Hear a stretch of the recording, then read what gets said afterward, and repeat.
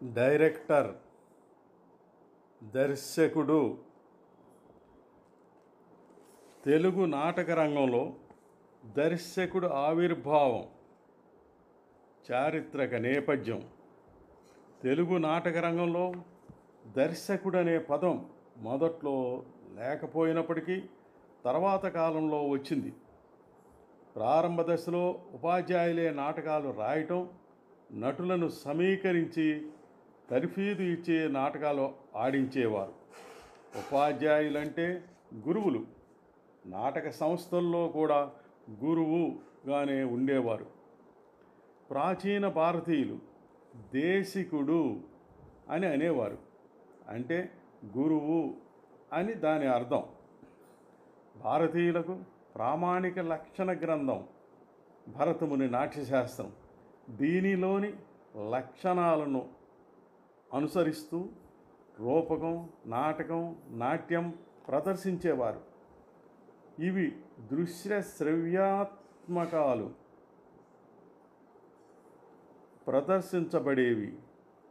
ప్రయోగించబడేవి అంటే ప్రయోక్తలు అంటారు.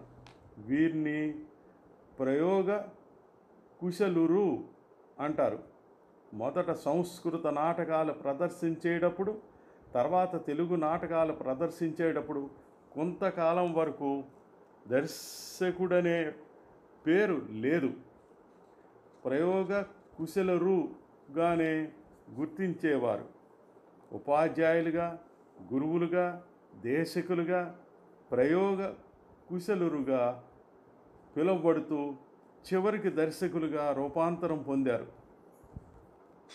నాటక ప్రతి ఎంపిక, నటీనటుల ఎంపిక, వారు చతుర్విధాభినయాలు సమపాలలో ప్రదర్శింప చేయడంతో పాటు సంగీతం, రంగాలంకరణ, రంగోద్దీపనం మొదలగు అనేక విభాగాలను సమర్థవంతంగా సమన్వయపరచి నాటక ప్రదర్శనను విజయవంతం చేస్తే శక్తి, యుక్తులు, విజ్ఞానం, పరిజ్ఞానం, నేర్పరితనంతో కృషి చేసే వ్యక్తి మహోన్నత కళాకారుడు, నేటి దర్శకుడు. ఆధునిక తెలుగు నాటకరంగ చరిత్రలో మొట్టమొదటిగా 1880 సంవత్సరంలో ప్రదర్శించబడిన నాటకం శ్రీ కందుకూరి వీరేశలింగం పంతులు గారు రచించిన వ్యవహార ధర్మబోధిని ప్రహసనం. ఆయనే తొలి ప్రయోక్త. శ్రీ కందుకూరి ఉపాధ్యాయుడు, రచయిత, ప్రయోక్త. నేడు విస్తృత పరిధిలో ఉపయోగిస్తున్న దర్శకుడు అనే పదం ఆనాడు లేదు. ఆనాడు గురువుగా కానీ, దేశకుడుగా కానీ గుర్తించేవారు. శ్రీ కందుకూరి వీరేశలింగం జన్మదినం 1848 సంవత్సరం ఏప్రిల్ 16 కావటం చేత తెలుగు నాటకరంగ దినోత్సవంగా రంగస్థల నిపుణులతో పాటు ప్రభుత్వం కూడా 2006 సంవత్సరంలో గుర్తించి ప్రకటించింది. ప్రహసనం, రూపకం, ప్లే, డ్రామా, నాటిక, నాటకం మొదలగు వాటి లక్షణాలు వేరైనా నేడు సాధారణంగా నాటకమనే వాడుకలో అంటుంటాం. అలాగే గురువు, దేశకుడు, ప్రయోగ కుశలుడు, ప్రయోక్త మొదలగు పదాలకు బదులు నేడు సామాన్యంగా దర్శకుడు అనే పదం వాడుతున్నాం. శ్రీ వడ్డాది సుబ్బారాయుడు ఉపాధ్యాయుడు వేణీ సంహారం, విక్రమోర్వశీయం, ప్రబోధ చంద్రోదయం మొదలగు పద్యనాటకాలు రచించి అందులో నటిస్తూ దర్శకత్వం చేశారు. పద్యాలను భావయుక్తంగా పఠించే నూతన వరవడికి నాంది పలికారు. శ్రీ ధర్మవరం రామకృష్ణమాచార్యులు తొలి విషాదాంత నాటకం సారంగధర, తొలి సంగీత నాటకం చిత్రనలీయం మొదలగు నాటకాలు రచించి, నటించి, దర్శకత్వం వహించి ప్రఖ్యాతి న్యాయవాది. గద్య పద్య గేయాత్మక నాటక తరహాలో ఆంధ్ర నాటక రంగాన్ని తీర్చిదిద్ది కొత్త మార్గంలో నడిపించిన యుగకర్త. అందుకే ఆయన ఆంధ్ర నాటక పితామహుడుగా కీర్తించబడ్డాడు. శ్రీ కోలాచలం శ్రీనివాసరావు విషాదాంత నాటకం రామరాజు చరిత్రతో ప్రఖ్యాతి పొందారు. ప్రతాపబరియం, సుల్తానా చాందబి, మైసూరు రాజ్యం మొదలగు చారిత్రక నాటకాలను రచించి దర్శకత్వం వహించిన న్యాయవాది, ప్రపంచ నాటకరంగ చరిత్రను రచించిన గ్రంథకర్త, పరిశోధకుడు, లాక్షణికుడు. అందుకే ఆయన ఆంధ్ర చరిత్ర నాటక పితామహుడుగా కీర్తించబడ్డాడు. రాజమండ్రిలోని హిందూ నాటక సమాజం తొలి వృత్తి నాటక సంస్థ. అందుచేత అనేక పనులు విధిగా చేపట్టేవారు. ప్రత్యేక దర్శకుడుగా శ్రీ కృత్తివెంటి నాగేశ్వరరావు బాధ్యతలు నిర్వర్తించేవారు.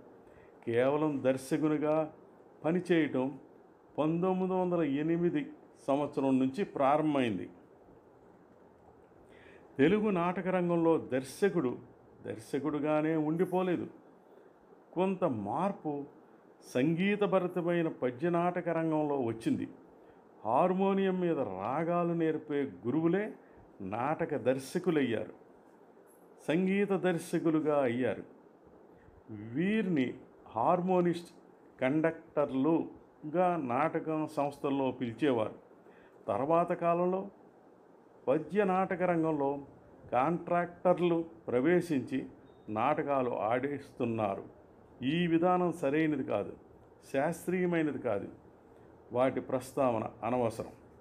ఆధునిక తెలుగు నాటక రంగంలో ప్రతిభావంతులైన దర్శకులు ఎందరో ఉన్నారు. అందులో కొందరు ఆణిముత్యాలు. మా పెద్ద గురువు గారు శ్రీ అబ్బూరి రామకృష్ణారావు నటాలి. మా గురువులు శ్రీ చాట్ల శ్రీరాములు, డాక్టర్ అత్తిలి కృష్ణారావు, డాక్టర్ గోపాలకృష్ణ అబ్బూరి మొదలగువారు. ఇంకా మిత్రులు SK Mishro, Shri Krishna Chaitanya, Shri Vankayala Satyanarayana, Shri L Satyanandam, Shri Pilla Sanyasarao, Shri K Mandulu, Shri S Gopalakrishna, Kondavalasa Lakshmanarao, Shri Nanduri Bhimashankaram, Shri PT Madhav, Shri RV Chalam, Shri Nimmakayala Adinarayana, Shri M Satyanarayana, Shri M Prasadamurthy, Shri Javvadi Ramarao, Shri MES Harnatharao, Shri Naidu Gopi, Shri KST Sai, Shri Nuthalapati Sambaiah, Shri Bhaskar Shivalkar, Shri DSN Murthy, Shri K Sriharimurthy, Shri Tallavajjhala Sundaram, Shri DS Dikshit, Shri Bhanuprakash, Shri J Siddappanaidu, Shri G Udayabhanu, Shri NJ Bhikshu మొదలైన వారు. ఇంకా Shri KV Gopalaswamy Naidu, Shri Kopparapu Subbarao, doctor Garipati Rajarao, Shri Kuppili Venkateswararao, Shri Athreya, doctor Korrapati Gangadharrao, Shri DJ Ramanatham, Shri Desiraju Hanumantharao, Shri Raoji, Shri Kotturthi Bhaskarrao, Shri Anapureddy Sivaramareddy, ఇంకా ఎందరో మహానుభావులు ఉన్నారు. ఇంజనీర్లు అయి ఉండి దర్శకులుగా పేరు పొందిన వారు శ్రీ ఏఆర్ కృష్ణ, శ్రీ తాళ్ళూరి శివరామకృష్ణారావు, తర్వాత నేను కూడా, శ్రీ దుగ్గిరాల సోమేశ్వరరావు. వీరిలో మొదటి ముగ్గురు సాంకేతిక నిపుణులు, రచయితలు, నటులు, ప్రయోక్తలుగా కూడా ఈ రంగంలో రాణించినవారు. నట విద్యార్థిగా ఉన్నప్పుడు నేను శ్రీ ఏఆర్ కృష్ణ ఆంధ్ర యూనివర్సిటీకి ఎగ్జామినర్గా వచ్చినప్పుడు తొలి పరిచయం అయ్యింది. తర్వాత నేను కూడా ఆంధ్ర యూనివర్సిటీకి ఎగ్జామినర్గా అవటం మరో విశేషం. గమనిక: ఆదర్శమూర్తులు, మన నాటక రంగం, మానవుడే నా సందేశం, నటాలి ప్రచురణలో కొందరి జీవిత రేఖలు సంగ్రహంగా ఉన్నాయి. తెలుగు నాటక రంగంలో నాటక సాంకేతిక పరిజ్ఞానం గల దర్శకులు అతి తక్కువనే చెప్పాలి. అందుకు అవసరమైన పుస్తకాలు తెలుగులో లేకపోవటమే ప్రధాన కారణం. చాలామంది దర్శకులు తమ అనుభవంతోనే నటులకు శిక్షణ ఇస్తున్నారు. రంగోద్దీపనం, రంగాలంకరణ మొదలగు సాంకేతిక విలువలు కూడా వారి అనుభవ పరిధిలోనే ఉంటాయి. సాధారణంగా వాచికాభినయానికే ప్రాధాన్యం ఇచ్చినట్లు సాధన చేస్తున్నట్లు కనిపిస్తుంది.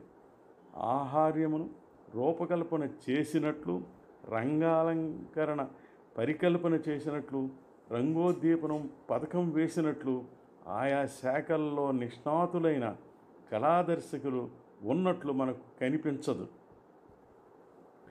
సాంకేతిక పరికరాలు ఉపయోగించడమూ తక్కువే. సాంకేతిక నిపుణులు అరుదుగానే ఉన్నారు. తెలుగు నాటక రంగం భేదస్థితిలోనే ఉంది.